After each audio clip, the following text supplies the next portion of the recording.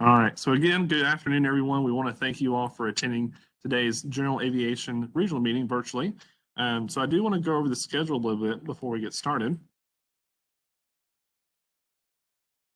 So at first, we'll have an introduction from our director, Michelle Frazier, followed by an engineering and development update from John Paul Sawvector and Jacob Brooks.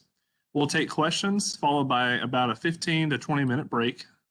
And then followed by that, we'll have an update from our programming and monitoring from John Briggs, our assistant director. And then also myself, Evan Lester, will be providing an update on the education outreach, along with planning and environmental updates, followed by any questions with anyone from anyone.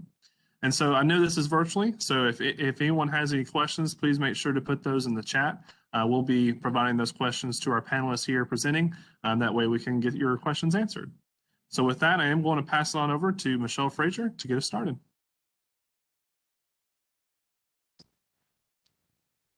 All right, good afternoon. I hope everybody is able to hear me as well out there virtually. We appreciate you all logging in today to hear about the regional updates and our planning for the ACIP this year. Just get started. Okay. Good. Okay, perfect. Oh, too far now. Okay. The first thing that I'm going to touch on today is just an update as far as this year's General Assembly and legislation that was passed. We had a very busy January through, well, spring, working through many amendments and many proposals with legislation as far as the Aviation Fuel Tax and the cap associated with that.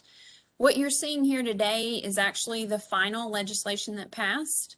The cap was lowered from 4.5% to 4.25%. The legislation that passed also established a definition of a transportation hub. Historically, with the cap on aviation fuel, it applied to everyone across the board. So anyone was eligible to receive the $10.5 million cap that had been in place. This legislation actually establishes a definition to users that would be eligible for the cap. And you see it there, originates 50 or more flight departures 5 days a week or 6 or more months during the calendar year. So only users that meet that criteria are eligible for the cap whenever it comes into effect. The cap was decreased this year for FY22 from the 10.5 million to 8.5 million. And then in following years, it will actually decrease to 5 million for any tax year. The good news of this legislation is that after much discussion and conversation, there was a lot of concern about making sure that airports were made whole and that what the needs were for the aviation system across the state for us to be able to maintain the system. And so one of the compromises that was made with this legislation is that the TEF must be reimbursed for any decrease in aviation fuel tax revenue as a result of any act by the General Assembly. So what that means in summary is that with the lowering of the fuel tax collection and the lowering of the cap, general fund money must be put into the TEF, Transportation Equity Fund, to cover any of those decreases from that legislation. So that is good, that we will be seeing that in the future years. So this year's budget did include a line item for a $3 million investment to reimburse the TEF for the decrease that we expect to see based on the legislation that passed. That $3 million will be placed in the TEF and utilized just as any other TEF dollar would be used for distribution across the state. Another good news event out of the legislation and the budget was that we're going to receive a $50 million one-time investment in airport infrastructure. That investment will be split in the normal fashion for all TEF, and 50% will go to the 5 air carriers based on the normal formula that we use annually to determine how much each of those air carriers receive out of the TEF. And then 50% will be used for the benefit of general aviation airports. And after all the conversations we had, it was determined that the focus should be on preservation and maintenance. And so the 50% that's going to be used for general aviation will be for pavement preservation and rehabilitation. And John Paul's going to provide you a little bit more information on that whenever he speaks today.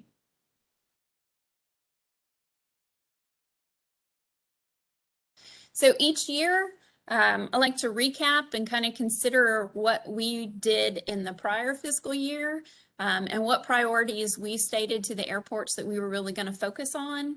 So when we came in, when we had a virtual meeting to speak with you all last year, we said that our priorities were going to be the CARES Act, getting all of that money out to the airports, to ensure that you had the COVID relief funds that were designated for each airport. I can report that all those funds have been allocated to airports, and the 100% match money that we had to make federal grants whole has been spent for the year. So that's a good news story as well. We also stated that we were going to focus on FAA and state guidelines. I want to thank you all, as well as staff at Aeronautics, for the focus that we've had on some of the changes that we put into place with the environmental processes, some Davis-Bacon guidance that was out there, and just all of those things that, we've had to put into place to be in compliance with the FAA as well as other state guidelines. So appreciate that. It's probably not going away, but I appreciate your efforts and your continued efforts in trying to meet those compliance items. Additionally, we said that we were going to focus on the airport capital improvement plan. You've heard that from us for the last few years, and we're getting that process down even more every year. We really need to focus on adherence, and John Paul is going to give you an update on some of our success or needs for improvement in that area whenever he talks shortly. And then additionally, we said we were going to work on the aviation system plan, and Evan's going to give you a great update on that. It's been a busy year with the system plan and using all the data that the airports provided. So thank you again for your participation in that project. We're finally kind of coming around to getting some good results, and you'll see some of those from the study today. So what are we going to work on this coming year? Well, more COVID relief is going to be headed your way. And John Briggs will give you an update on the funding that we have available right now and expect to have available in the near future. FAA and state guidelines are still there. You're going to hear from John Paul in a little bit about a few changes and additional guidance, as well as helpful things that we've tried to put together for the airports for the coming year. One thing that I will touch on a little more in detail is, again, the ACIP, or the Airport Capital Improvement Plan. This year, we're receiving some pressure from the FAA, as well as just a need internally for us to expand the ACIP process. And so normally in years past, we've received the ACIP from each of you, and then we provide you the next year's program that we have funding available for. So we take our budget, we take your ACIPs, and then we apply the money based on priorities to the projects that we think we can fund. And that money is actually programmed. What we plan on doing this year is expanding that from just a 1-year program to a 3-year program. One reason, as I mentioned, is because the FAA is requiring more focus on the ACIP, and we'll probably talk some about that as we go through the program today. And additionally, we're finding a need now that we're really adopting the phase approach to projects across the state that we talked to you about for the first time a couple of years ago.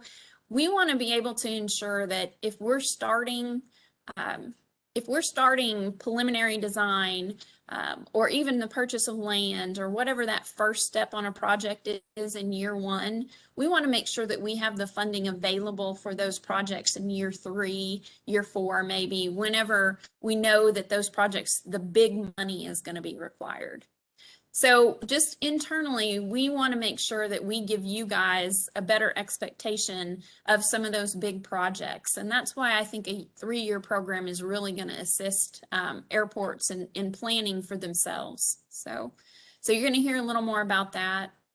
We will continue to focus on the system plan this year. Should be wrapping that up real soon. So you guys will see a lot of information coming out. And then, as I've already mentioned, pavement preservation is going to be a big thing for us with that additional $50 million that we received and $25 million for general aviation. So Jacob is going to give you a lot more information on some of that whenever he speaks to you here shortly. So I always get to talk about the money. Wanted to provide this update for you on the Transportation Equity Fund, especially considering the impacts of COVID. So the first column you see there on the left just has the months for each fiscal year. We start in July, end in June. The second column is for collections for FY 2020. That next column is collections for FY 2021. And then the final column actually shows the difference between the 2 years. So the idea is just kind of comparing COVID, pre-COVID, post-COVID, so everybody can kind of see where the funding sits. The line items that you see there kind of highlighted are really what we would consider COVID impact months, where collections were low.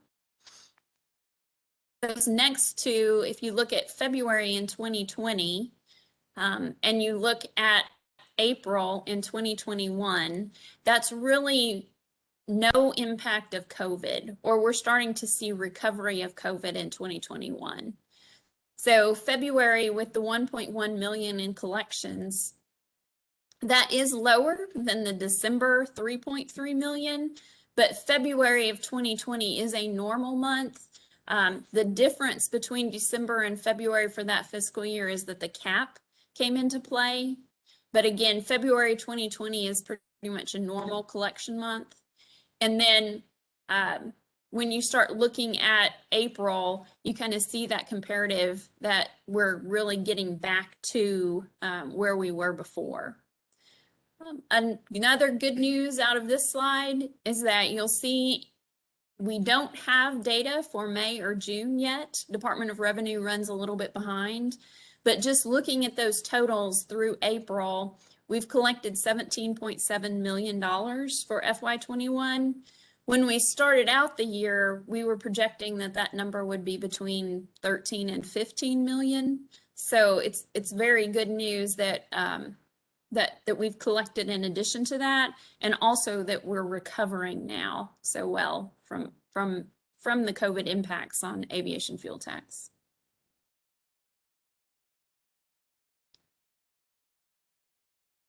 So I mentioned just a change in the ACIP process this year. Many of you have probably already had your working sessions with your project managers, and if not, you probably will soon. But what you're seeing up here is like a prior year's ACIP, and oh my gosh. And this next the colorful circles are showing you what this year's ACIP will be. So you'll notice we're starting these GARM meetings earlier in July, where normally they would have been September. Working sessions are beginning earlier. And the ACIP this year is going to be due September 1 instead of December 1. And the reason for that is that we're trying to now squeeze in programming for 3 years worth of projects instead of just the 1. We've also been informed that the FAA would like to be a participant in the planning of the ACIP and the programming, just to review the priorities and the projects that we're selecting before that's published and finalized. And then additionally, we're trying to make time for the Tennessee Aeronautics Commission to review the ACIP. Historically, TAC only sees your projects once they've really been fully developed and they're ready for funding and they're ready for that contract to be awarded. And based upon the information that we're receiving from the FAA, and again, just that focus we need on phasing and planning, we're wanting to involve the Tennessee Aeronautics Commission in the pre-programming so that they're aware of the projects that are coming down the pipe. And so we think that's going to be a real improvement to the process. So again, ACIP will be due in September of this year. And that really does it for my information. So I can now turn things over to John Paul Solvector to talk about the engineering updates.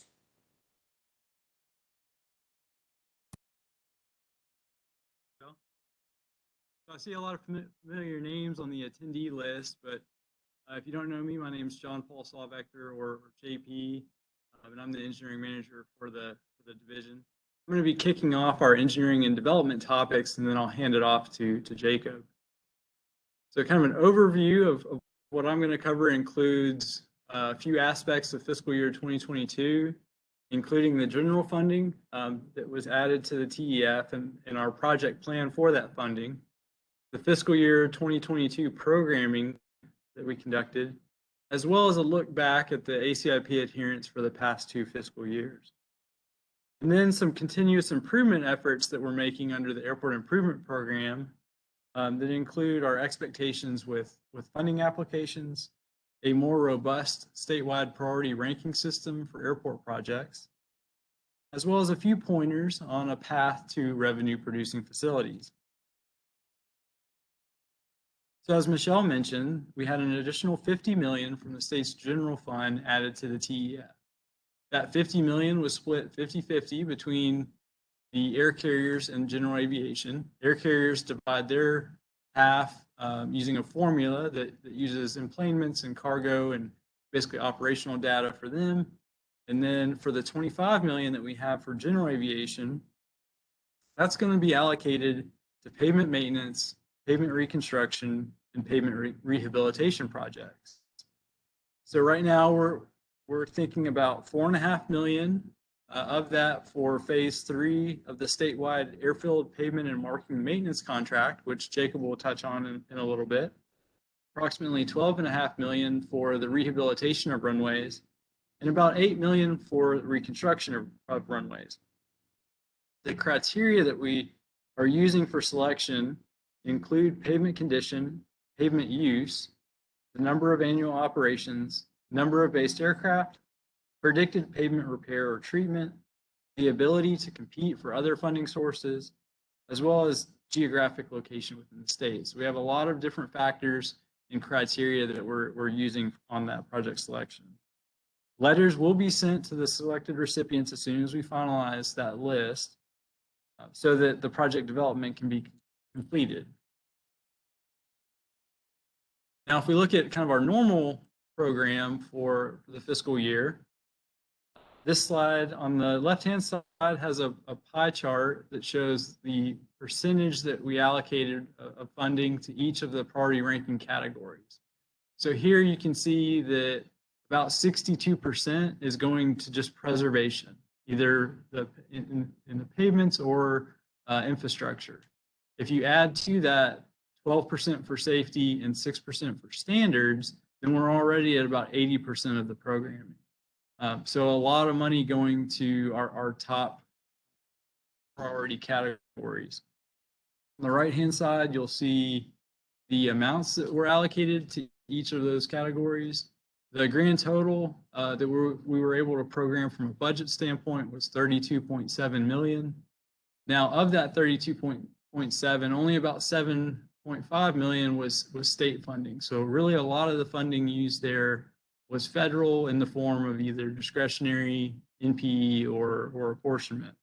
So we're fortunate to have those levels of federal funding during a time where we really had much lower state funding than normal.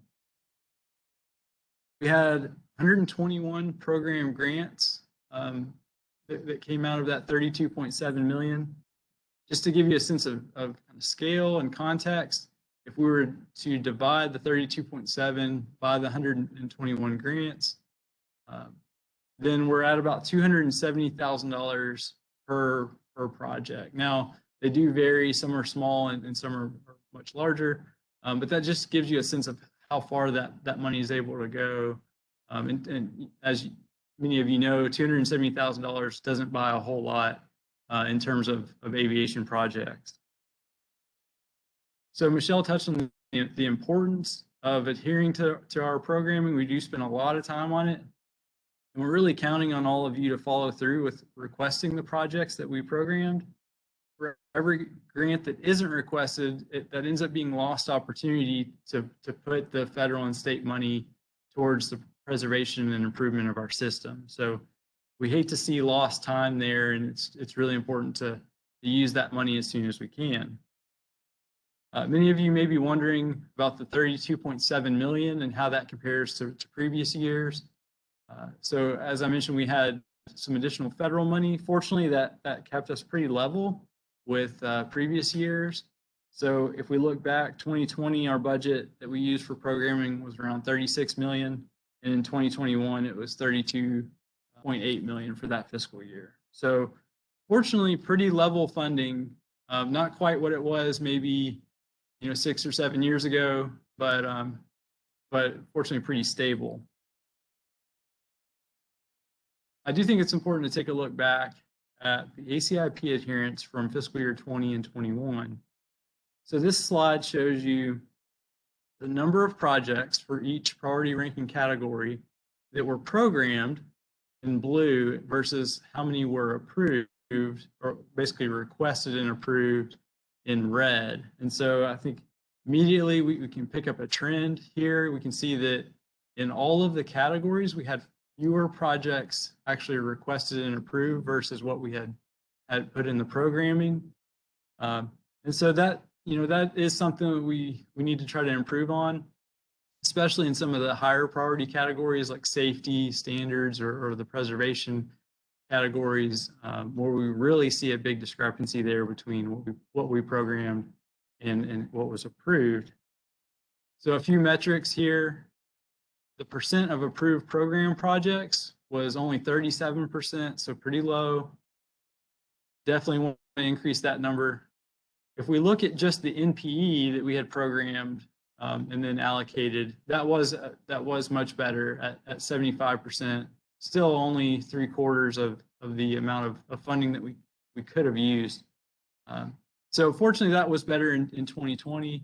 Now, if we look at 21, we do see a similar trend. And we all know there was a lot going on in fiscal year 21, a lot of uncertainty. So we understand that there's we have to take that into account, but still a similar trend across the board. We're just not seeing as many projects come in that, compared to what we commit to. It's particularly surprising that in 2021, because we were given federal funding to provide 100% match on other federal funds. So that's, free money basically, or helps to eliminate the state and local match on the federal funding at least. And so it took us a lot longer to allocate the money that we had there than we expected. So that's just an interesting note about that year. Much of the funding that we do have available is NPE, and it is distributed across the system to the NIPIAS airports. And much of it is still within its 4-year period of performance. So we really don't have the ability to kind of redistribute that within the system to other airports. We really have to wait until that expires, and that's not a good scenario. We don't want that to happen. So in addition to that, we have a fair amount of state money that we set aside as in a typical year as matching funds for that NPE. So there's really kind of two funding sources that are tied up there. So improving our adherence to the ACIP and our programming is really, really important. We're going to make this a big focus area because we do need to improve some of the metrics. And I can share, I apologize, let me share some of the metrics for fiscal year 2021. The percent of approved program projects was only 42%, slight increase over the previous year.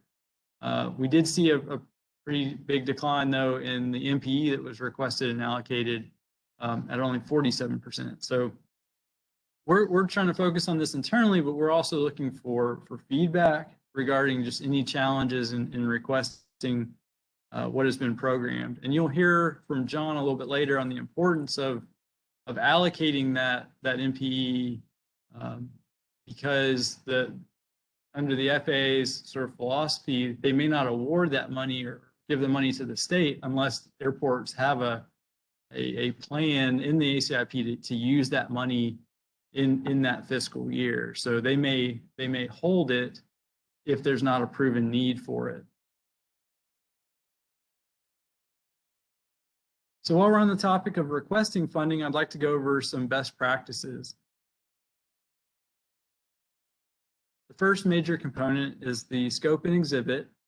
Please make sure these clearly communicate the purpose and need and objectives or goals associated with the project. The writing on these does need to be descriptive, but it doesn't have to be lengthy. It's okay to be concise so long as the scope and exhibit clearly detail the project. And exhibits can be very powerful and effective, even if it's just a basic exhibit that didn't take a lot of time to create. The second major component is the schedule. Schedules can and do vary for every project. It's important to pinpoint the exact dates instead of using general timeframes. This requires thinking more carefully about the associated processes or requirements. Make sure to include all major milestone and deliverable deadlines. And most importantly, make sure the schedule is realistic. It should be based on past projects or experiences of similar scope or magnitude. The schedule should not merely reflect good intentions or perfect world conditions. If you need assistance, your project manager can help provide timelines for past projects, so please let them know if they can help. The third major component is the cost summary and cost estimates. Please make sure to include a summary of the various costs and the total amount being requested. Surprisingly, that's often omitted. Be sure to include supporting documentation for all costs and include all the expenses that may be associated, such as flight check expenses at the end of a runway or nav aid project.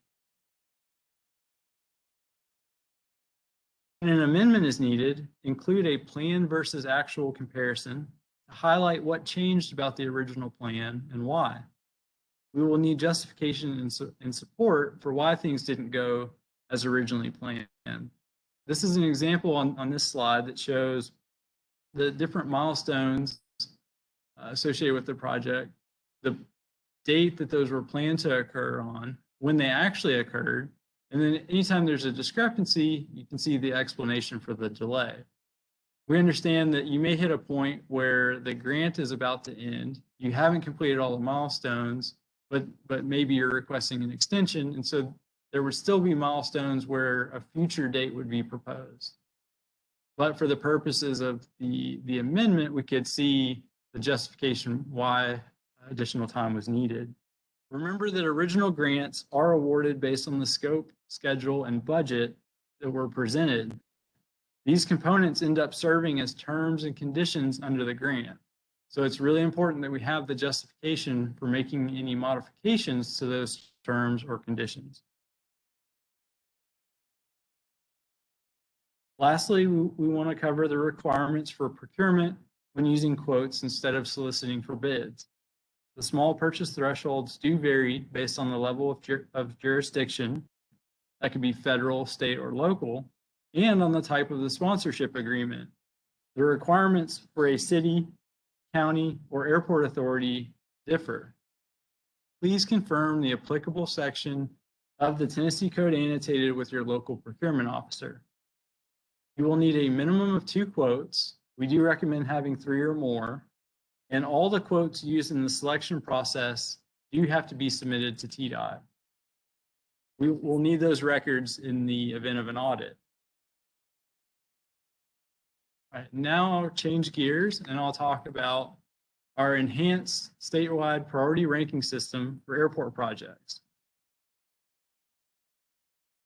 We have the same 10 categories and rankings, but we've added definitions, detailed what category various infrastructure components are considered in, and included some related sample project titles. So I know this may be small on your screen. This is available online, but this is our 2-page state priority ranking system for airport projects. So you can see on the columns moving from left to right, we have the priority category, the rank of the category, a brief definition, the infrastructure components, and the sample project titles. We have the first 5 priority rank categories on page 1, and then page 2 has 6 through 10. So we do have the URL here included on the slide, which will be available afterwards. And then the next slide shows where this is available on our website. So we hope that it provides clarity and transparency into the categorization and prioritization of projects. Our annual programming is largely guided by this ranking system. And then, so if you go to our planning website, and then under the Airport Capital Improvement Plan resources, you'll find it there. And my last topic, everyone's I think favorite topic, is revenue producing facilities. So we have had some changes recently. You can see on this slide, we have the self-service fuel kiosk, as well as the fuel farm. We've learned of some restrictions under the Airport Improvement Program recently, where there are only certain cases where fueling facilities can be eligible under the Airport Improvement Program. Unfortunately, it's only if the airport does not have an existing fuel farm already, or if it's for a new type of fuel that's not already available. So I think many of the cases in the state, especially when it comes to preservation and new or kind of rehabbing fueling systems, unfortunately, those are not AIP eligible. We are committed to funding those if we've programmed it in the ACIP. So we'll make that change where we'll fund those with state funding. We are also having some conversations between TDOT and TDEC about other funding sources that may be available specifically for underground storage tanks and the removal and remediation of those. So hopefully more to come on funding specifically for fueling facilities. As a reminder, we do have the revenue producing facility application for eligibility, which is posted on our website, actually under the engineering website there. This must be completed by the airport and submitted to TDOT to determine a sponsor's eligibility to use funding for those types of facilities. And that eligibility must be determined prior to submitting a funding request. Under the state block grant program, Tennessee has TDOT has the responsibility to confirm that the requirements of 49 U.S. Code 47110H are met, whereby sponsors must certify that all airfield needs have been accommodated. Sponsors have to adequately demonstrate that the airside needs within the next 3 years will be accommodated through local funds or accumulated NPE. And during that same time frame, sponsors' request for any type of AIP funding is limited to the accumulated NPE during that time. So what that means is that the airport is ineligible for discretionary or apportionment for that 3-year period following the funding of revenue producing facilities.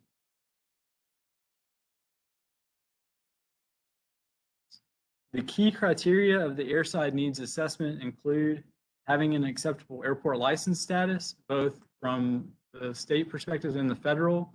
So that does mean having clear state and FAR Part 77 approach surfaces, having an up-to-date 5010 airport master record, having all of the airfield operation area pavement condition above the minimum service levels in G or better on the 5010, having an airfield lighting system in satisfactory condition, and having an ACIP illustrating that the development needs will be met for that 3-year period. So that could mean either that there are 0 needs or that they're funded locally or with maybe other funding sources. So what is the path to revenue producing facilities? Well, step 1 is having clear approach services. So that is definitely the top priority. Second is having pavement in good condition. So a good resource to use to verify this is the Pavement Condition Index, or PCI survey report that we provide on every 3 years. And so the goal here would be that all the pavements are some shade of green. Dark green is our favorite color, but we just as long as they're in some shade of green, then that means they're good. Step 3 is to minimize CIP needs for 3 to 4 years and increase revenues. So this could be done through maybe local maintenance of grounds and fencing, and increasing rates to create a budget surplus. And even with those 3, it still takes establishing a creative financing and project phasing plan. So that what that means is combining the NPE with other funding sources, as well as maybe reducing the scope or spreading it out over multiple years. So maybe the site is developed in a different year from the buildings, or maybe instead of building 10 units at a time, you only build 4 to 6, for example, with T hangars. The airports that we've seen receive funding recently for revenue producing facilities in recent years have followed this path. It does take multiple years. It's a long process, but this is how they've been able to achieve those projects. So with that, that concludes my portion, and I will now hand it over to Jacob Brooks.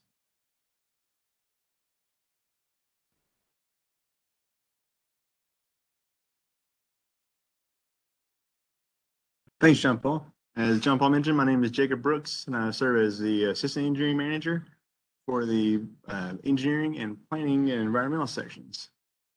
So today, I wanted to talk to you a little bit more in depth about what our statewide pavement and markings maintenance project really entails. And so just to, like John Paul mentioned about how we're wanting to be transparent as possible, on our website, we now have a tab strictly designated for this contract and for this project. And so if you go to the tab, the Airfield Pavement and Marking Maintenance Contract tab on your left, and then we house all of our historical data from years past projects, as well as the current project that is being worked on this summer.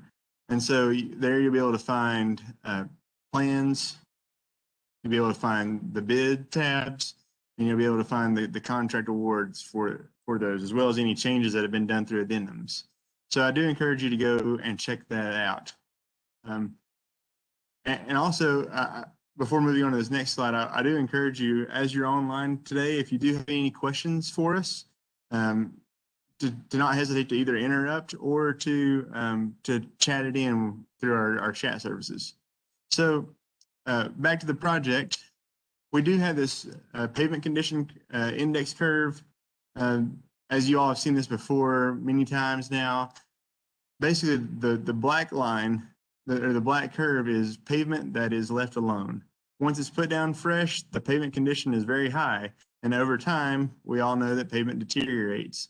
And there comes a point in the time of that deterioration where the major rehab or reconstruction is needed.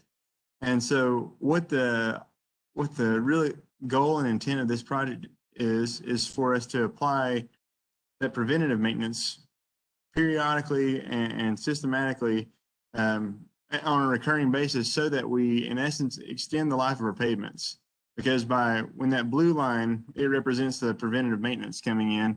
And so when we hit your pavement with a preventative maintenance every, in this case, 4 to 5 years, what we're hoping to do is to give it that little extra bump in pavement condition and to extend the life of pavement, so that those major rehabs and reconstructions are better spaced out, and our system is more maintainable. So again, this is the current phase of our project. We're moving from west to east across the state, and we're hoping to do that, like I said, in a 4 to 5 year period, a 4 to 5 year cycle. So last year we were able to hit 18 airports in West Tennessee. This current year we're only able to get to 8 because of budget restraints and because of as we've all experienced the concern over how COVID would affect our budgets. And so the airfields that we were able to get to this summer include Clarksville, Lewisburg, Fayetteville, Nashville, Columbia, Portland, Smyrna, and Springfield. And so there's various types of work going on at each of those and various areas that are being done. We're really going after applying a crack seal, a seal coat, and a remarking, because we found that in addition to the pavement, if we can cycle through our state with a 4 to 5 year remarking plan, then we're hitting those markings at a perfect time so that we do maintain that for you all as well. And so the nice thing about this project for all of our sponsors is that this is 100% state funded. And so the treatment that you're receiving, whether you already have received it or you're planning to receive it in the future, that's all 100% state. And so we're happy to be able to provide that service. One of the benefits that we found in being able to provide the service to a lot of airports is that when we include multiple airports, we can let a contract that's big enough that we get a good unit pricing on most of our products.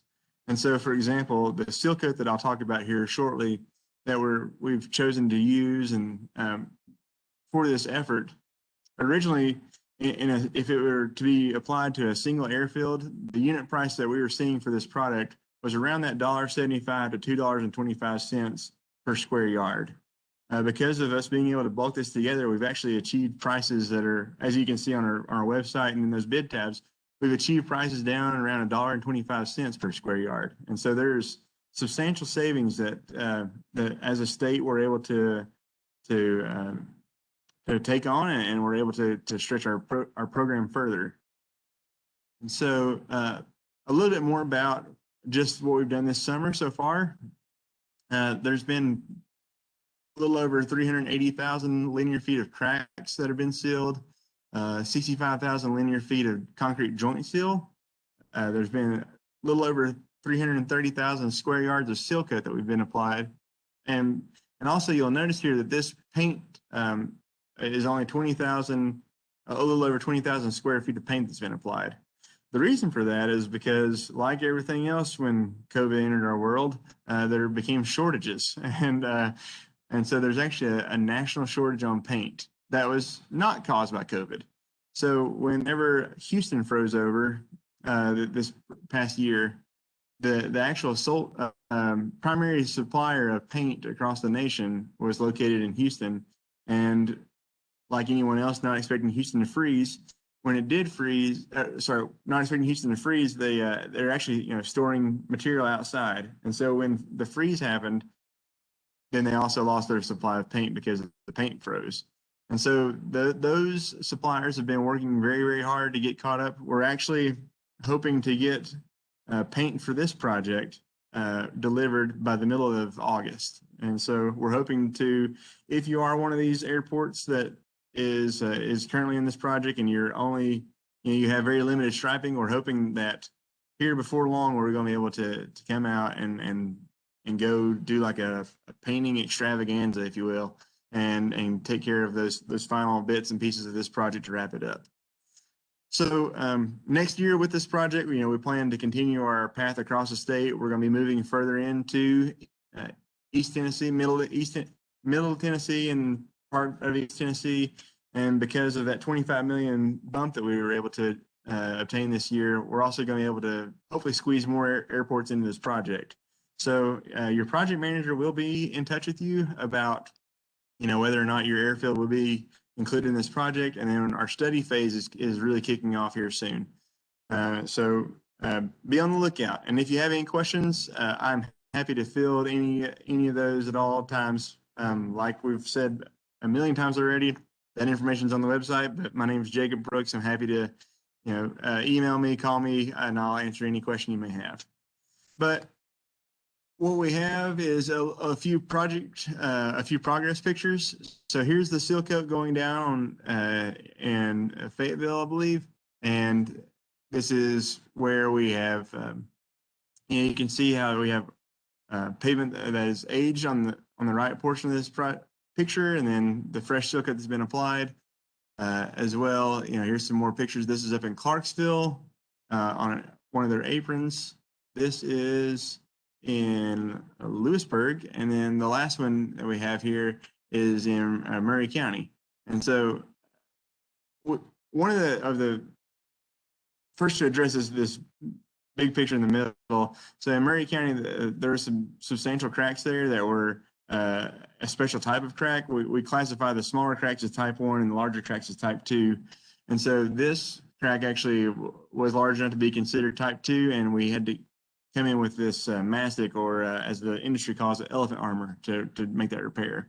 One of the primary complaints that we get about this product, if there is a complaint, is that it does go down black, but then over time, what happens with this product is that it ages and it fades. Not necessarily from that black, like the top left picture that you see. That's how it looks initially, but then over time it does fade into that gray. Or if you have excellent pavement underneath, then it'll assume the color of the pavement that is there. And so we prepared a handout that we'll make available through an email or through our website that kind of outlines what we do with the P608 treatment. But if you think of it more of as a stain instead of a paint, and so this product actually seeps into the asphalt, the surface layer of the asphalt, and then provides that sealer so that when water, fuel, whatever may hit it, encounters that surface, then it will beat up and move off the pavement and not penetrate. And so that's how we protect our pavements, is by keeping things from getting actually into it. And so this product so far has been proven to do a great job at that, and we look forward to providing the service across the rest of the state. And so that does end my portion of the presentation, and it brings us up to our first break. And so before we take that break, I think we do want to open up for any questions for a few minutes. And so do we have any questions in the chat, Evan or Michelle? Yeah, so there is one that we have. So looks like somebody said, as a suggestion, why are we funding larger airports for runway rehabs along with struggling smaller airports all across Tennessee? The smaller airports are funding their own projects on the east side already.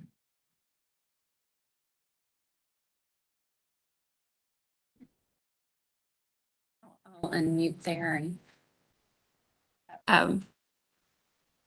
So this plan actually takes into account, all airports across the state of Tennessee. It is our goal to maintain all airports. What Jacob just talked about, the reason we started in West Tennessee is because of the cost saving impact that we get whenever we bundle airports together. I'm not sure if that's what the question was about, but again, we want to get on a 4 to 5 year rotating basis for projects. So we kind of move from west to east. It does mean that East Tennessee receives the last round of the first go of that. But then again, what we would plan on doing is starting again in West Tennessee, and 4 years later, we would get back over to East Tennessee. So this project is really looking at the needs based on the pavement condition that's published out there on our website, and trying to fit all of those needs for all airports. And we do group them based on location so that we can get that cost savings whenever we let those contracts. So would anybody else say that differently? I can probably add to that. So, We do have to keep the airports geographically condensed so that the contractor can reduce their mobilization. So that's why you see it kind of by region of the state, basically. And then we did decide to start on West Tennessee first because in general, the pavement condition was worse in West Tennessee compared to East Tennessee. So that's just some of the reasoning there behind kind of why we chose West Tennessee. It wasn't anything against East Tennessee. We quite the opposite. East Tennessee has actually done a great job, I'll say, maintaining their pavements. So we wanted to just address the worst first, basically. All right, so I'll give maybe another minute or two just in case anybody's typing a question. So again, if you have a question, please feel free to enter that in the chat, whether it's to everyone or the panelists or someone individually. So we'll pause here for a minute or two to see if there's any questions.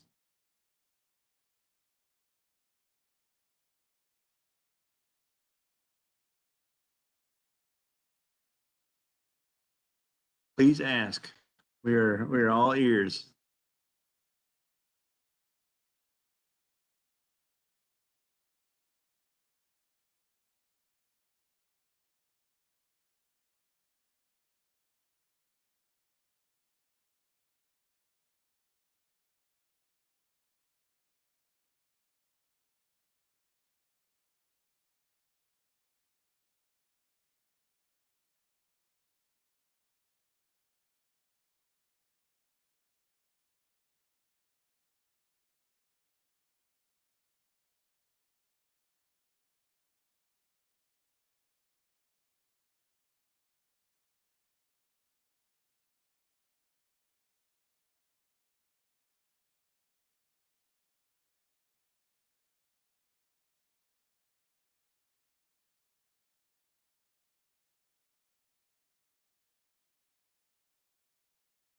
All right, well, that brings us to our break. So we will start back up at 2:15.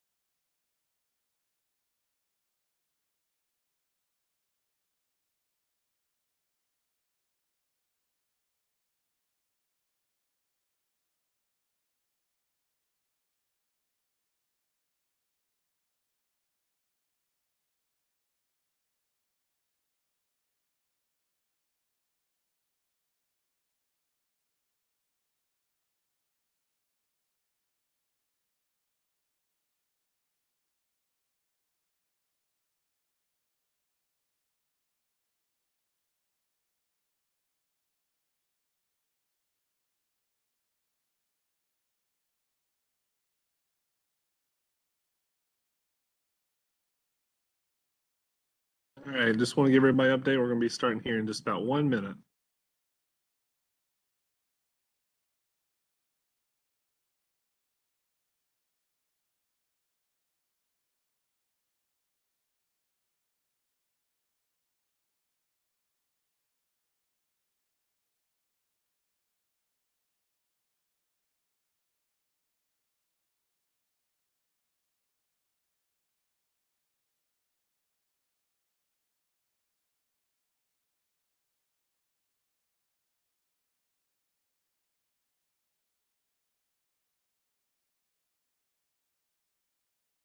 Okay, we're going to go ahead and get restarted here again. So our next presenter is going to be on our programming and monitoring section, and it's going to be presented by our Assistant Director, John Briggs. Thanks, Evan. Thanks, everyone, for joining us this afternoon. Appreciate you taking the time to do that. I'm just going to cover a few topics this afternoon. So talk briefly about their maintenance grant program, and I'll cover kind of the 3 different COVID relief packages that have passed Congress. Talk about non-primary entitlements, or a little bit on compliance and grant assurances, and some issues we've seen over this past year. Some updates to the grant language you'll be seeing this year, and then finally, we're beginning an upgrade to Black Cat this fall, and I'll talk a little bit about that. So to start off with the maintenance program, we're going to continue the same program we had last year. I think we're seeing success with the new program with the increase in state participation and the funding amounts for the airports. Just by comparison, prior to the changes we made a couple years ago, we were recovering about 30% of the funds every year because they weren't being spent. And the primary reason given from the airports was they didn't have the budget to spend it at a 50-50 split. So with the big change in 95% state, we're seeing much better execution rates, and the airports are making more use of that funding. This year, we only have about $181,000 left, maybe lower than that now if some of you have submitted invoices. So that's only about 17% of that funding left, and there's still time to submit invoices. If you have eligible expenses that occurred in FY21, please submit those. There's still time to get those paid. And we just appreciate everyone's use of this funds. I'll move into the COVID relief funding. The first one everyone's probably pretty familiar with, that's CARES Act. If you remember, it was 2 parts. Part 1 was the amount that came in our annual block grant that made it 100%, and all that money has been allocated to projects. The next part, or part 4, was the individual airport allocations that you received based on your NIPIAS classification. And first, encouraging all airports, if you haven't already, to spend it. We've spent about 80% of that money as well. But if you still have that funding left on that grant, please spend it.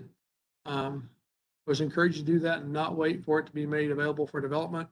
There's no discussion about that at the FAA at this time, and that will require an amendment to our grant from the FAA, and then us in turn amending your grant.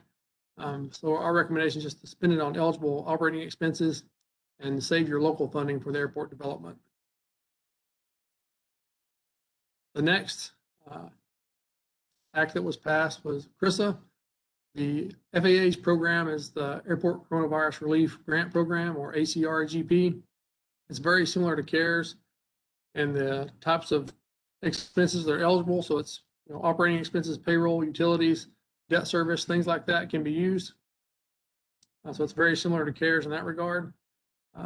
CARES was splitting $100 million across the NIPIAS airports. CRISA was only splitting $40 million, and a carve out from that $40 million was going to the contract tower program. So it's much less money, but it does allow for limited development use, as you can see on the slide. For example, if you wanted to upgrade your HVAC or reconfigured your terminal for greater social distancing, things that fight the spread of pathogens are eligible for development use. There are a separate set of grant assurances that will come with this funding. They're very similar to the AIP grant assurances, but they are separate, and they will come with your grant that you have to agree to. They're in place for 4 years from the time you accept the grant. The federal contract tower funding, if you have a contract tower, will come in a separate grant. Please put in a separate request for that funding. We have to keep that funding separate and we have to invoice it separate. The federal contract tower money can only be used on the tower. And you can see the eligible expenses up there, same type of expenses as you could use for operating the airport. And you can use airport funds for the tower, but you cannot use tower funds towards airport expenses. The grant also comes with a mask mandate that will be in effect as long as the executive order remains in place. So the same order that requires masks at the primary commercial service airports will apply to airports that receive this funding, but only as long as the executive order remains in place. The last, most recent act that was passed by Congress was the American Rescue Plan Act, or ARPA. The FAA's program for this is called Airport Rescue Grants. It's very similar to CARES. It splits $100 million based on your NIPIAS classification, and it also makes our annual block grant 100% federal. So you can see on the screen, $1,466,394 is the amount of federal match we get to make grants 100%. So if you're using your MPE this year, as long as you come in time, we can make that 100% federal grant. We're going to administer it the same way we did CARES Part 1. It'll be first come, first serve. The project will have to have been already programmed on the ACIP and things like that. So you can't come up with a new project to get funded 100% federal. It has to already be programmed. For individual airport allocations will be based on the NIPIA, so that should be similar to CARES. Your amount may be different depending on if your NIPIA's classification has changed since CARES. We have info for all these programs on our website.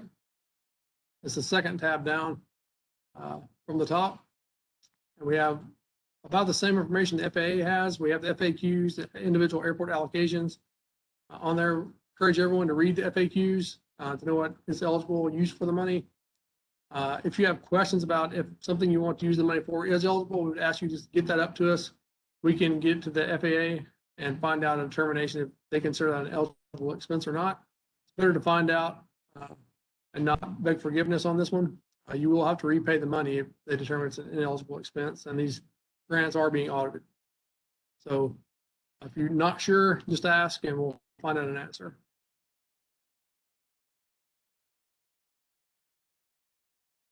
Move on to non-primary entitlements. What you see on the screen now is just the FAA order, the circular, and the U.S. code that just tell us that non-primary entitlements are good for 4 years.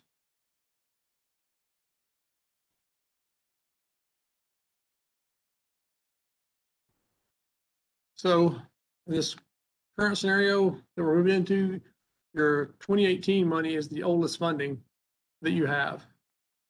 And so in order to keep it from expiring, you'll have to spend it by next July.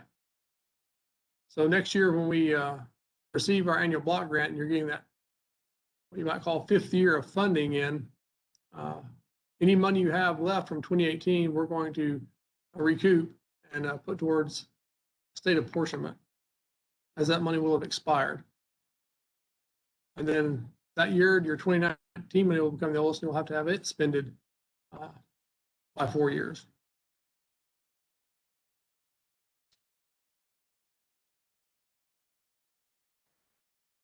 So the idea is you get the money the first year, and then you spend it over the next 3 years. So whether you spend it in year 1 or year 4, doesn't matter as long as it's spent before it expires. We want airports to make full use of their MP and have a plan for it.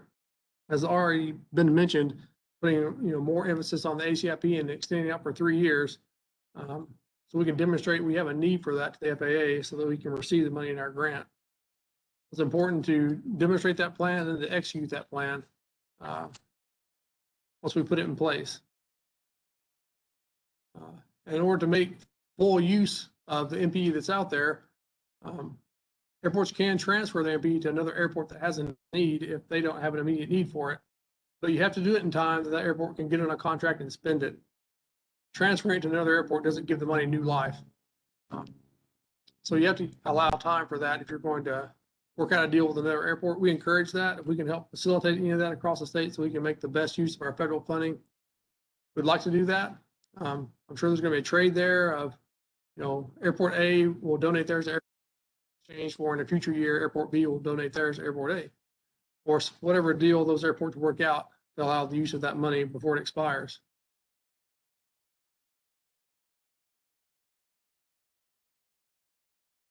Moving on to grant assurances and compliance issues. Didn't have too much going on this past year, which is good. Just some things we'll bring up is to make sure your hangar leases agreements allow for you to enforce your grant assurances and your airport minimum standards. Sometimes airports have gotten into bad deals, bad lease agreements that give the tenant too much power that doesn't allow them to enforce their minimum standards. So if you want us to review a lease agreement before you put it in place, we're happy to do that. But make sure you're paying attention to that. Also for NIPIAS airports, if you have an aeronautical facility, it has to be used for an aeronautical purpose. If you have a potential non-aeronautical user and you don't need it for an aeronautical use, you can get permission from the FAA to do that, but you have to do it in advance. And they will allow 3 to 5 year non-aeronautical uses, providing there is no need from an aeronautical user. And there are some other stipulations that says you have to charge the market rate for that space, not your normal hangar rate. But the important thing to know is you have to get permission from the FAA before you enter those agreements. The last thing I have up there is federally obligated airports must ensure the airport is as self-sufficient as possible. That's grant assurance 24. Evan's going to talk a little bit more of that later, but just keeping in mind that to be as self-sufficient as you can, it relates to, you know, your rates and charges and how you set those to help self-sustain the airport.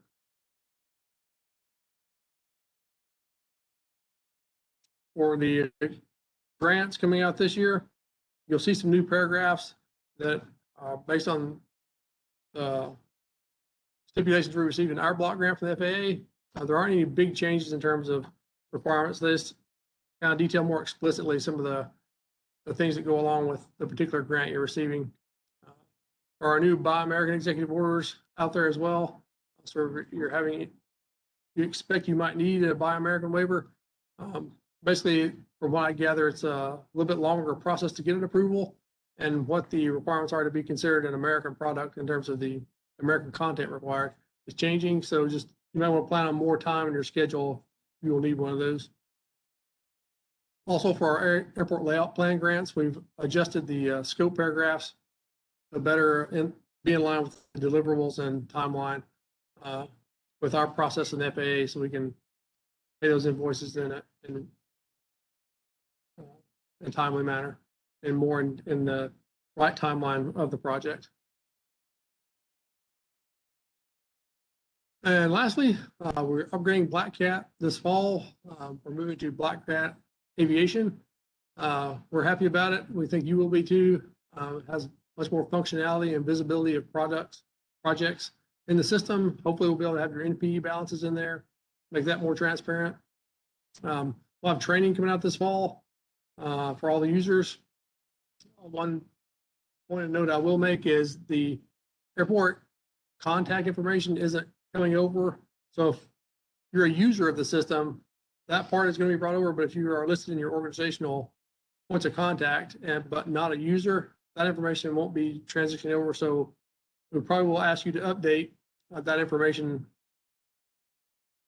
in the new Black Cat. So we can use that as a points of contact for all airports for who needs to sign grants, who needs to receive information about changes in our aeronautical programs and things like that. And that is all I have. Any of your questions? Looks like we have one question, John. Somebody said, can you send a sample hangar leases? We can do that. I believe we actually have some of those on our website. If you go to Aeronautics Publications, I believe we may have a sample lease agreement on there, but if you send us an email, we'll be glad to respond to it with a sample lease agreement. Great question.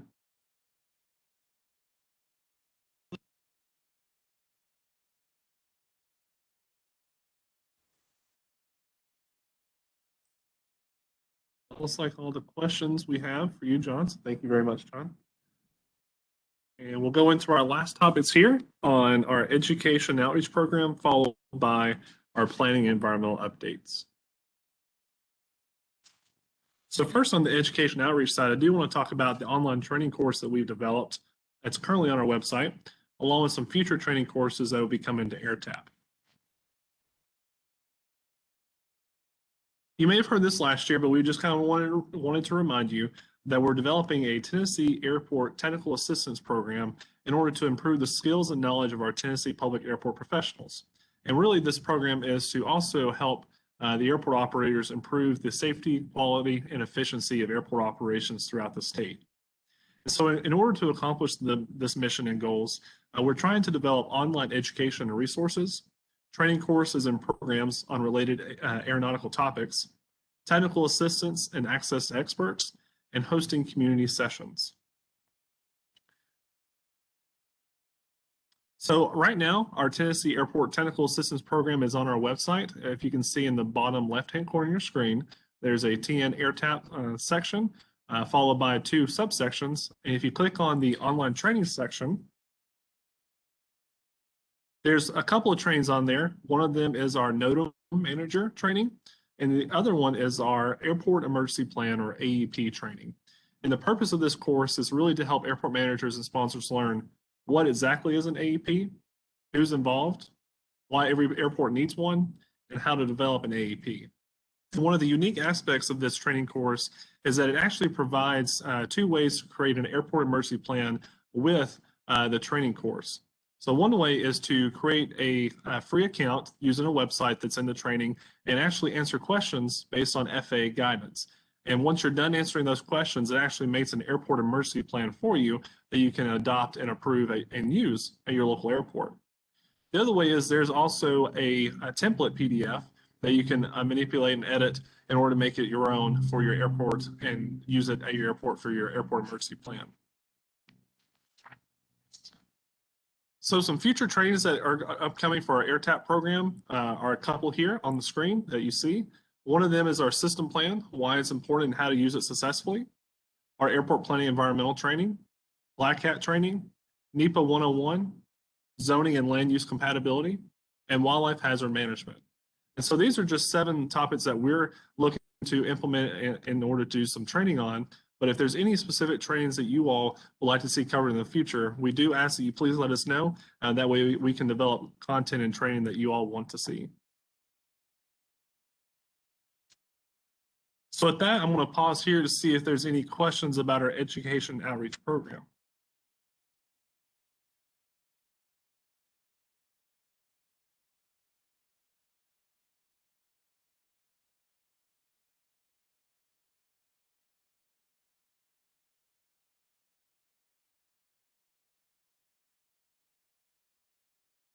All right, there doesn't seem to be any questions about education outreach, so I'm going to go ahead and move on to some planning and environmental updates.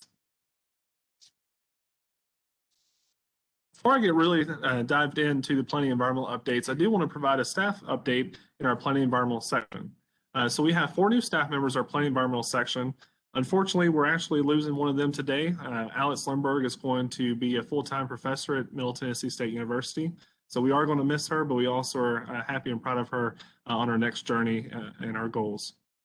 But we also have 3 new staff members, Cabrina Webb, Stephanie Saloon, and Erin McDougall. So you may see them assigned to your planning project already. If not, you will be seeing them in the future. In addition, they're also reviewing any environmental documents that come in, along with answering environmental questions that come into the Aero Environmental email address. So if you have any questions on planning or environmental, please shoot them an email, and they're happy to assist you and making sure that your documents are processed accordingly. So on to some of the updates on the planning side of the house. One of those, it's an important one, is the narrative reports and forecasts are now required for all ALPs. And so really the importance of the narrative report and forecast is the forecast helps us identify current and existing operation counts, critical aircraft, based aircraft, and airport reference code. And so this is important because we need to know what exactly is going on in your airport currently, as the FAA states that we must use the most recently published 12-month data in terms of operations in order to determine your critical aircraft. And so I say that because one of the big caveats of that is during the narrative and forecast, we may identify a different airport reference code and critical aircraft, than your last approved ALP. So I just want you all to keep that in mind, that we do have to go on what's currently existing at your airport. And then we also want to look at what can your airport expect in the future in terms of operations and types of aircraft that are flying in to your airport. In addition, because the FAA is wanting us to justify all development, we also have to show realistic development.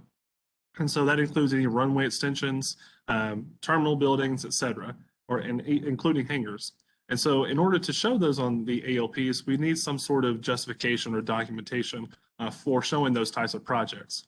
So those documentations can include letters of agreement between users, letters of intent of businesses wanting to bring in their larger aircraft into your facility, or even hangar waiting lists. And so that's one of the important things, is keeping an up-to-date hangar waiting list, as it can help justify showing additional hangar development on your ALP. In addition, you may hear us say excess of standards during your ALP project.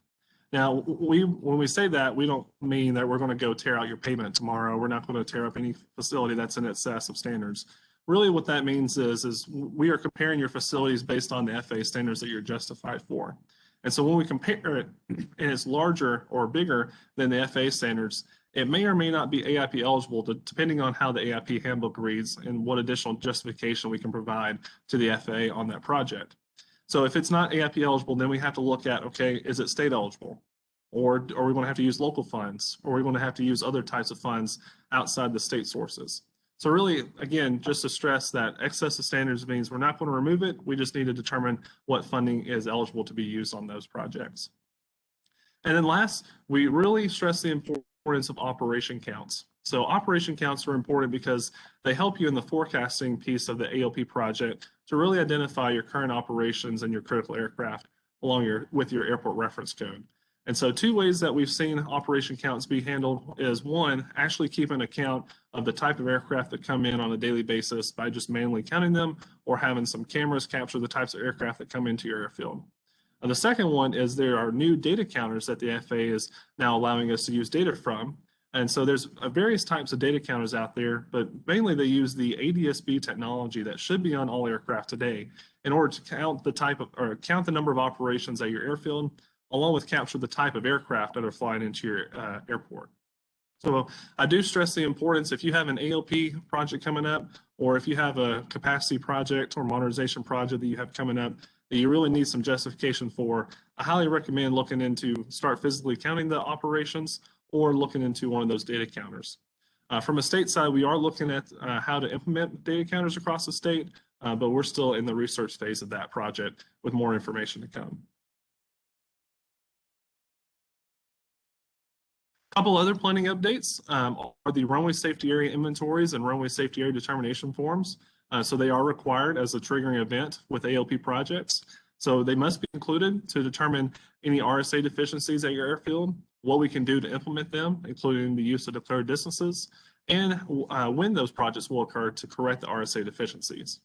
Now, if you had one of these completed and approved by the FAA within the last, let's say, year or two, you don't have to include it. We can incorporate it into your ALP project since it was recently approved, as long as nothing else has changed. And finally, I do want to stress the importance of staying on schedule with ALP projects, as they cannot be amended for additional funds. In addition, the schedule is tied to our pay provisions. So in our pay provisions with the newer ALP grants, we ask that 90% documents be submitted to us 6 months prior to the grant end date, and 100% documents submitted to the FAA through OEAAA 3 months prior to the grant end date. And the reason for that is we want to allow enough time for the FAA's review, which according to their SOP is 45 business days. In addition, we want to be able to approve it, conditionally approve it from our office, along with pay all the invoices and close out the project, ideally before the grant end date. So besides from ALP projects, I do want to provide one more update on the planning side of the house. Based aircraft updates. So the biannual NIPIAS report for the period of 2023 through 2027 will be published in September of 2022. And in order to make that update to the NIPIAS report, the FAA will be pulling your based aircraft data on December 1st, or actually the day after December 1st. So we ask that you please update your based aircraft and basedaircraft.com by December 1st, so that way the FAA can pull the most recent data for the NIPIAS report. And this is important, as you may have seen with CARES Act funding recently. Your NIPIAS classification is important in determining the most recently available funding from the FAA and the federal government. So based aircraft is used as one of the criteria for your NIPIAS classification.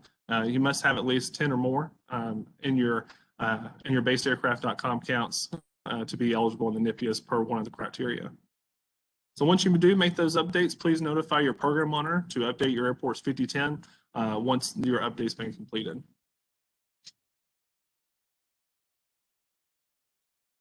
And then one note on the environmental, we have our environmental document submission schedule now online. And so you can see exactly when each type of environmental document should be submitted for each PSR. So we encourage you to go look at that environmental document submission schedule as we're trying to make the process more efficient and be more transparent in terms of when we expect documents to come in for the specific PSR that you're targeting your funding request for. Some other initiatives in development. So I do want to make a note that we are implementing these initiatives in accordance with our requirements from the FAA along with our state block grant program memorandum of agreement. So one of those is our environmental SOP 2.0. So we're going to be making updates to our environmental SOP to hopefully make it more efficient and make it more transparent in terms of the type of documents that are needed and when they're needed for your projects. In addition, we're currently working with the FAA Memphis ADO to transfer the 7460 review process to us for our block grant program memorandum of agreement. So you'll be seeing us hopefully take on that process here toward the end of the year, or hopefully at the beginning of the year, and we'll be providing guidance on the 7460 process moving forward once we have that responsibility. In addition, you may have received some land verification requests via letter and an email recently. So basically, the FAA Memphis ADO has asked us to collect data in terms of an Exhibit A, along with all the deeds of the airport property for each airport in the NIPIAS. And so what we're trying to do for that project is to determine and make sure that the airport has control and interest in the airport property. So we ask that you please submit those documents, the Exhibit A, along with all of your airport deeds to us by September 3rd through the link that's provided in the letter and the emails. And then finally, Section 163 reviews. So according to the 2018 FAA Reauthorization Act, Section 163 reviews is a responsibility that we are now taking over. And so what we're trying to do here is we're trying to determine if there's a non-aeronautical development project on aeronautical property, if there's any release of obligations or release of land or any NEPA that needs to be involved in that process. So if you have any upcoming non-aeronautical development on aeronautical property, please let us know so we can conduct the Section 163 review according to the 2018 FAA Reauthorization Act. So I know that's a lot of plenty of environmental updates, but I do want to provide some more updates on our system plan and our economic impact study.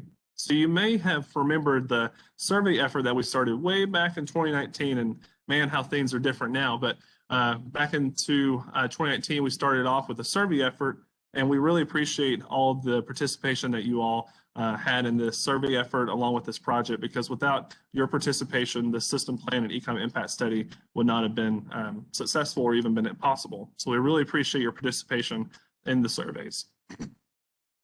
So just like JP, I like check marks. So as you can see here, we've checked off a lot of the boxes in terms of this project. But with the system plan, we have 4 remaining tasks to be completed. The forecast, which we've gotten Memphis ADO comments from and are making final comments on that and review, so that should be completed shortly. The policy investigation recommendations, which again is under final revision. Analysis of system alternative is also under final revision. And we're currently finishing up our review of the cost estimate and implementation plan for the statewide needs. And so we're really close to getting this project completed. As you can see on this slide, there are several outlines in terms of what's been completed and what's in progress. But I do want to stress one of the completed items, which is your individual airport economic impact study brochures, postcards, and PowerPoints. So we hope you've been able to take advantage of those and been able to use those to communicate the economic impact of your airport, not only to specific stakeholders, but also to your communities as well. And so on the next slide, before I get to it, I wanted to show you the system plan's airport development needs for the statewide system. And so before I show you the slide, I do want to state that this cost estimate is based purely on our performance measures and our facility and service objectives that we identified through the system plan. And so through the system plan, we identified that the total system-wide cost estimate is approximately $1.5 billion. Of that amount, 76% is our maintenance needs, and that's just to maintain our statewide system. And this number does include both commercial service and GA needs. So that maintenance cost is approximately $1.12 billion. In order to meet the future needs of our aviation aviation system users, it looks like about 24% or $346 million needed to expand our system. So as we said at the beginning of the project, the system plan really identifies our needs, but the economic impact study helps justify our needs. And so we found that, and we're very proud of this, that our total economic impact of our state aviation system is approximately $40 billion a year to the state's economy, which is about 11% of Tennessee's GDP. And if you haven't seen these results already, just a brief overview, about $12 billion came from our on-airport activity, $8.6 billion came from visitor spending, and $19.3 billion came from our freight and cargo activities in the state. And so finally, I know a lot of people have been asking about our rates and charges survey and our analyses that we completed. So I'm about to show you some results from that. And so I do want to say before I get into that, that this rates and charges survey analysis and data and results that we compiled are from airport-owned hangars only, not FBO, just airport-owned hangars. So through our survey effort, the rates and charges survey found that the average monthly rent for T hangars is approximately $219 statewide. And you can see it broken down by each region. So $241 in Region 1, $206 in Region 2, $232 in Region 3, and $202 in Region 4. And again, I want to make note that the regions are based on the TDOT regions. And so of the average, it costs about $7.30 a day for a T hangar in the state. We also looked at the flat fee for aircraft storage in a box hangar by airport classification and size. So that ranges from anywhere between a box hangar under 2,500 square feet to box hangars over 10,000 square feet. And so that average ranges from $274 to $1,268. The statewide average amongst all those classifications of box hangar sizes is $893 statewide. In terms of the monthly rent based on square footage, I will note that there was one commercial service airport, if you see under the good column for commercial service, had a very high square footage rate. And so with that high square footage rate, the statewide average was about 40 cents a square foot for a box hangar. Without that high rate, it would have been about 30 to 35 cents a square foot on average statewide. So overall, the importance of studying and understanding the rates and charges of the state's airports is due to the FAA grant assurances, particularly grant assurance number 24. This grant assurance states that any airport accepting federal funds must maintain a fee and rental structure for the facilities and services at the airport, which will make the airport as self-sustaining as possible under the circumstances existing at the particular airport, taking into account such factors as the volume of traffic and economy of collection. This grant assurance means that airports should be charging fair market values for their facilities, such as ground leases, box hangars, and T hangars. So airports can generate enough revenue to pay for their development projects, operating expenses, maintenance, insurance, and other related costs. So as an example, here is the breakdown of how much a T hangar unit should be charged for monthly in order to just break even on the investment into a 10-unit T hangar. To make the math easy, let's say a 10-unit T hangar costs $1 million to build in total. According to the FAA's AIP handbooks, buildings have a minimum useful life of 40 years. Over the 40-year period, the yearly cost of the T hangar is $25,000 or $2,084 a month, which only includes the building costs and none of the recurring expenses, such as maintenance, insurance, and utilities. In order to generate $2,084 a month, each T hangar must be valued at $208 a month, which is $6.93 a day. By charging this rate alone, it would just recoup the investment of the T hangar building itself. As a reminder, our task rates and charges analysis found that the average monthly T hangar rent being charged statewide is $219, which is $11 above the amount needed to recoup the investment into a $1 million 10-unit T hangar. This would generate only $1,320 a year in revenue to support the airport's additional costs and development. In contrast, here's the breakdown of how much a T hangar unit should be charged for monthly in order to pay back the investment into a 10-unit T hangar over a 15-year period, while paying for additional costs such as maintenance, insurance, and utilities, while also making a profit. To make the math easy, let's again say a 10-unit T hangar costs $1 million to build in total. In order to pay back the investment over a 15-year period, the yearly cost of the T hangar is $66,667, or $5,556 a month. Again, this does not include any of the recurring expenses such as maintenance, insurance, and utilities. In order to generate $5,556 a month, each T hangar must be rented at $556 a month. And let's say when adding a 15% increase to the monthly charge for recurring expenses and also profit, the monthly rent for a T hangar would need to be $640 or $21.33 a day. This can in turn also incentivize private development to help tackle the hangar supply shortage and increase base aircraft and tenants. This example also provides the airport 25 years of revenue generation. Again, I do want to remind you that the comparison to our task rates and charges analysis found that the average monthly T hangar rent being charged statewide is $219 or $7.30 a day. Following this rates and charges analysis, we researched what other storage facilities charge daily, monthly, and annually. At the top of the table, you can see that the average monthly T hangar rent that we found during the task equals the amount being charged for a 10-foot by 15-foot storage unit, which looks like this. This 10-foot by 15-foot storage unit can only hold household furniture, washer and dryers, refrigerators, and other select household items. For comparison purposes, a Cessna 182 is 29 feet long with a 36-foot wingspan, which would not be able to fit in this storage unit. We continue to research further into what other storage unit costs were out there, and we ended up coming across the following here shown in the table. So, for example, a 10-foot by 40-foot storage unit is $527 a month. A 30-foot covered boat slip is $389 a month. Indoor boat storage is $300 a month. Parking at a commercial service airport at $22 a day is $660 a month, and a 50-foot covered boat slip is $585 a month. So looking at these costs shown in the table, you may be thinking, well, if I raise my rates and charges, I will have no one to fill those spots, or current tenants may be completely irate at the airport. However, given the supply of hangars available versus the demand for hangars statewide, this may not be the case. Through the task inventory and rates of charges surveys, we asked each airport how many people are on their hangar waiting list and how many hangars and hangar units do they have available for each type of hangar. Statewide, we found that there are 103 people on the waiting list for shade hangars, with only 36 shade hangars available.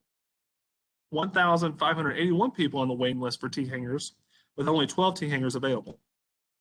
And 251 people on the waiting list for box hangars, with only 13 box hangars available when you assume 100 by 100 box hangars, as the data collected was reported in square footage. In total, there are 1,935 people on a hangar waiting list with only 61 hangars available statewide.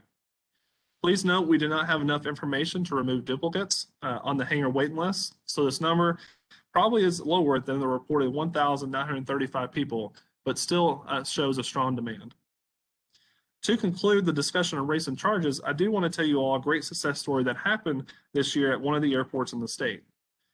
The airport decided to increase their rental rates for their hangars. The airport reported that although they lost 12 very angry and irate tenants, they have currently filled none of those vacant spots with grateful and paying tenants, regardless of the increased hangar rent, as hangar space is scarce across the state. Overall, we do ask that you please be mindful of Grant Assurance number 24 when developing your rates and charges, as airports must strive to be self-sustaining as possible.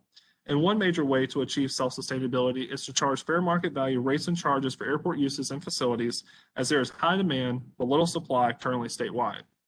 As a result, the airport would not only be able to recoup the investment into its facilities, but also be able to generate additional revenue to pay for recurring expenses, maintenance, and airport development projects instead of using or relying upon local, city, or county funds to pay for all of those costs.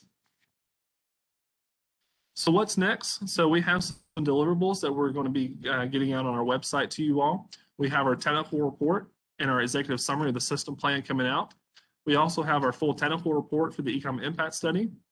We're developing primers for specific audiences, such as important stakeholders like your county mayors or city mayors who would like a one-page report on your airport, on why it's important and what economic impact it has on the state. And then finally, the full rates and charges report, including many more examples of rates and charges across the state. So we are very close and near to being completed. So we anticipate our completion date in September of this year. So in the meantime, I do encourage you all to go visit our project website at task2040.com. And at this website, you can find our draft materials page, which has all of the draft chapters that we've completed so far for the system plan. The public outreach page has our advisory committee and modal integration working group, PowerPoint presentations, meeting notes, and recordings of those meetings.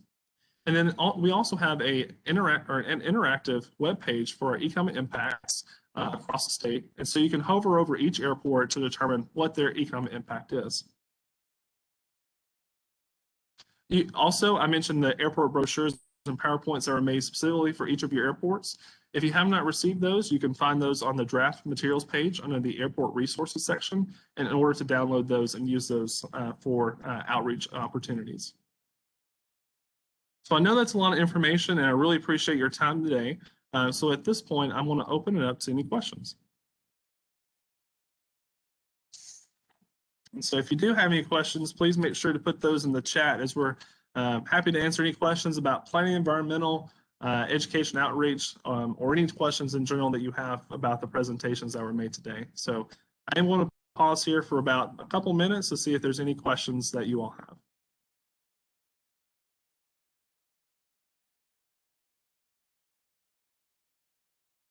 Okay. All right, so it does look like we have a question here. It says, our county owns the airport, but as a business owner, I had to devise ideas to fund projects. Of course, income producing projects are near and dear to our hearts since I'm not being paid to be the airport manager. How can we make this process easier? So I think JP might be priority ranking.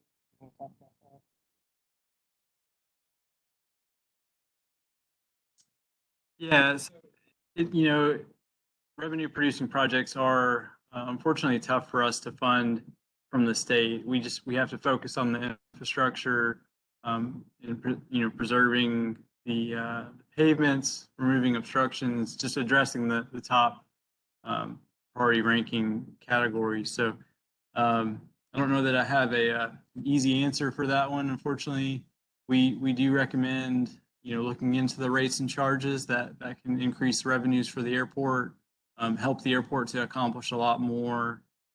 We do see that when supply is as low as it is and demand is as high, that means there's a pricing issue, and so I think pricing could solve both sides of the equation there. So we do think there's opportunity to raise that. We hope that the system plan information maybe gives airports the leverage they need to convince maybe certain stakeholders that it's appropriate to try to optimize the revenue and make the airport as self-sustainable as possible. Beyond that, just partnering with private industry, I think they could help to solve the problem and provide solutions to the hangar shortages, and so I would recommend that as well. Thank you, JP. All right, so looks like we have another question. I've already looked into one of the suggested pieces of software for operation counts per tower. It's cost prohibitive for most airports around the state, $6,000 per year. Could this be wrapped into an ALP grant with a 1-year usage agreement with the company? Otherwise, good idea to have the state purchase 3 or 4 of these subscriptions with hardware that could rotate to airports undergoing an ALP update.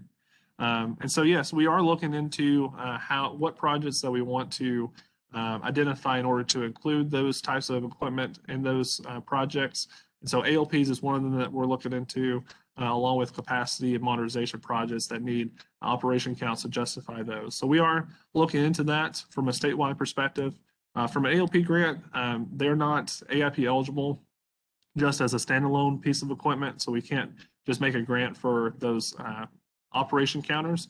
But we can add it into like an AOP project or a capacity modernization project. It just can't be standalone. So we are looking into that about how best to implement that from a statewide perspective, while also taking costs into consideration. As like you said, they can be expensive.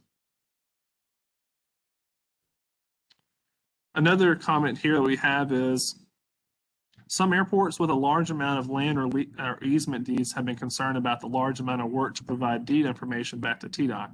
We've had success with working with a title company who has the resources to easily pull the information and digitize it. This will streamline the entire process for most folks. So we do understand that there may be some work to be put into this request. We do understand that. So if there are any concerns with that, we do ask that you please send those concerns and questions to our Aero Planning email address. That's aero, AERO.planning@tn.gov. And if somebody needs assistance or has information or concerns about being able to provide that to us, please let us know so we can help resolve that issue. And then looks like we have another question. Do you have any timeline for evaluating and determining state participation in a data counter program? So no, we don't have a timeline yet. We are looking into what are the costs for that in terms of implementing those and how to best place those across the state that makes sense in terms of projects that are coming up or planning projects that need to be completed. So we don't have a timeline for that, but as soon as we do have some guidance on that, we'll make sure to let those airports know who's been selected for those. And also on top of that, there have been several airports that have taken on that software independently. And so there are several airports in the Middle Tennessee area that you could feel free to send us an email. We can provide that list of who has it, and maybe you can pick their brain individually as a airport manager to airport manager and see if the benefit is really worth the cost. Yes, thank you. All right, so any last questions for myself or any of our presenters today? I'll give about another minute to see if there's any further questions that come in the chat.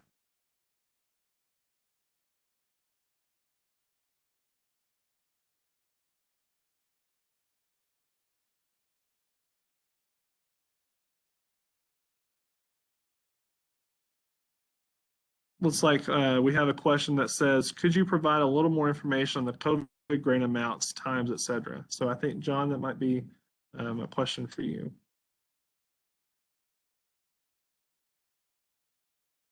Well, if you're talking about the individual airport allocation, it's generally based on your NIPIS classification, a formula the FAA uses. All those amounts are on our website for each airport. We have a listing by airport of how much you're allocated based on the formula. So I don't know the specific amounts for any particular airport off the top of my head, but if you email us, we can give the answer for your specific airport. All that is on our website.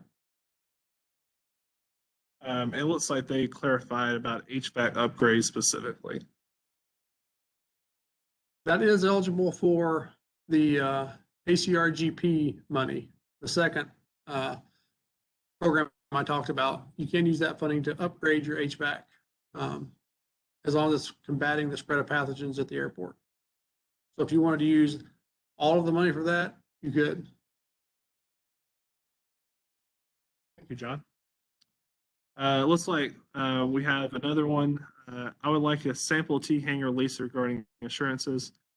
So if you can send me an email, evan.lester@tn.gov, I'd be happy to send you the link to that lease agreement that we have on our website.